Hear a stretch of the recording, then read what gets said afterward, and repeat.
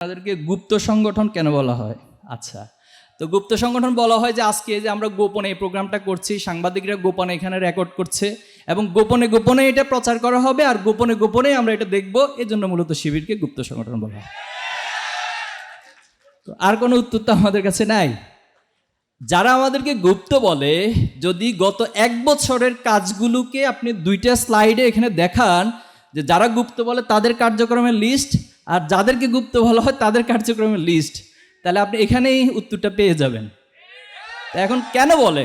বলার কারণ হচ্ছে আসলে তারা কোনো কর্মসূচি পায় না। আমাদের সেক্রেটারি জেনারেল মাঝখানে একটা বক্তব্যে বলছিলেন যে আপনারা যদি কর্মসূচি না পান আমাদেরকে বলেন, আমরা আপনাদের কর্মসূচি লিখে দিই, তৈরি করে দিই, ডিজাইন করে দিই, তারপরে অহেতুক কাজ নিয়ে থাকবেন না। ছাত্রদলের একজন ভাই জগন্নাথ বিশ্ববিদ্যালয়ে তিনি একটা হত্যাকাণ্ডের শিকার হয়েছেন। আমরা শোক প্রকাশ করছি, দুঃখ প্রকাশ করছি, কিন্তু এটা নিঃসন্দেহে বাংলাদেশে কখনোই কাম্য না এই ধরনের হত্যাকাণ্ডগুলো। কিন্তু দেখুন সেটার রিজনটা কি পাওয়া যাচ্ছে এখন যখন উদ্ঘাটন করা হচ্ছে। এটা প্রেম গঠিত, নারী গঠিত একটি বিষয়, অথচ এটা নিয়ে প্রত্যেকটা ক্যাম্পাসে ক্যাম্পাসে ওনারা মিছিল করেছেন এবং ওনাদের পক্ষ থেকে, ওনাদের হায়ার অথরিটি থেকে শুরুতে লেখা হয়েছে যে তাকে ত্বক কেটে হত্যা করা হয়েছে। তার মানে ইন্ডিকেশনটা কোন দিকে দেয়া হচ্ছে? ঢাকা বিশ্ববিদ্যালয়ের একজন শিক্ষার্থী ছাত্রদলের মারা গিয়েছে, কোনো যাচাই বাছাই ছাড়া, কোনো কথা ছাড়া অহেতুকভাবে বলে দেয়া হলো এটা ছাত্র শিবির হত্যা করছে।